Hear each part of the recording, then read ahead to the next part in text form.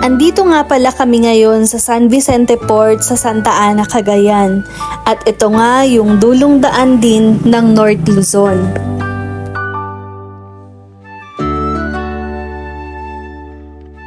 At sa mga nais nga palang mag-island hopping, ito yung pupuntahan nyo. So yung building na yan na nakikita nyo, yan po ang tourism office nila dito.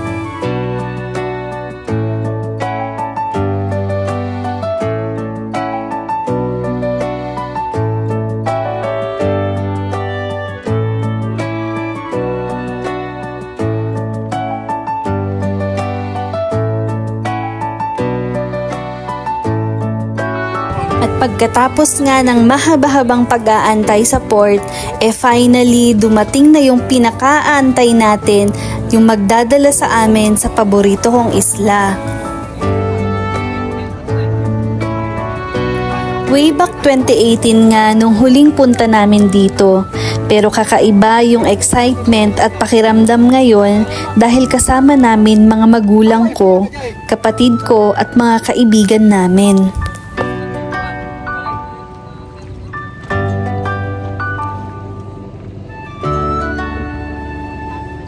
Ang sarap pala talaga sa pakiramdam no, yung ganito. Yung dati pinapangarap mo lang, tapos biglang mangyayari.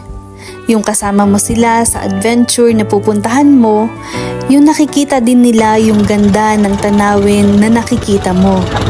Iba pala talaga yung saya kung kasama mo sa gala yung mga mahal mo sa buhay.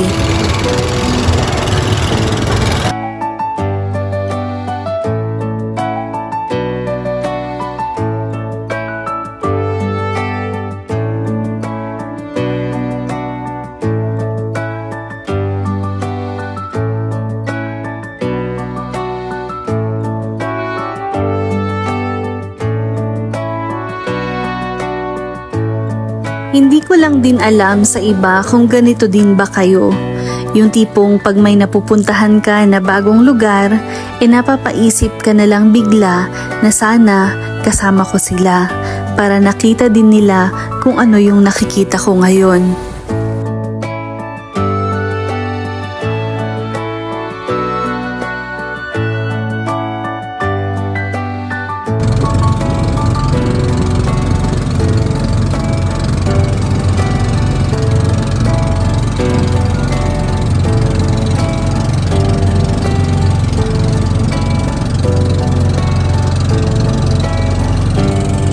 Isa nga pala sa mga pupuntahan namin ngayon ay ang Crocodile Island. Noong unang punta namin dito, ang unang pumasok talaga sa isip ko baka madaming crocodile sa islang to. Pero yun pala, kaya Crocodile Island ang tawag dito dahil korteng crocodile daw yung rock formation sa islang to. Pero honestly, hanggang ngayon, tinatanong ko pa din dahil hindi ko makita yung korteng crocodile.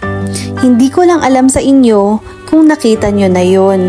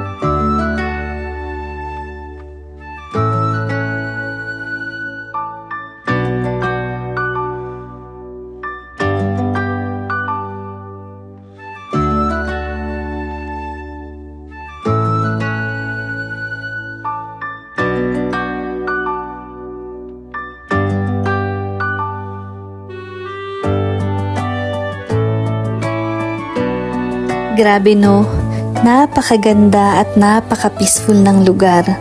At mas lalo pang naging espesyal at naging maganda sa paningin namin dahil kasama namin silang lahat.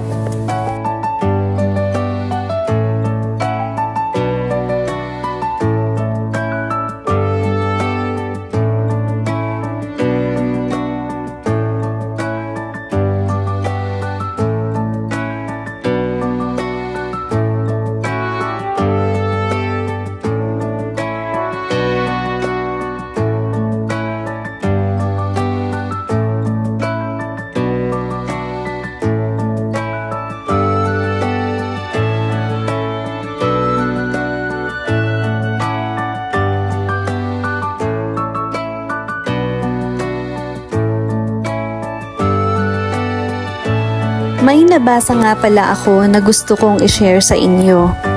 Sabi niya, inormalize daw natin ang pagsama sa mga magulang natin sa mga gala na pupuntahan natin dahil deserve din nilang makita ang mundo.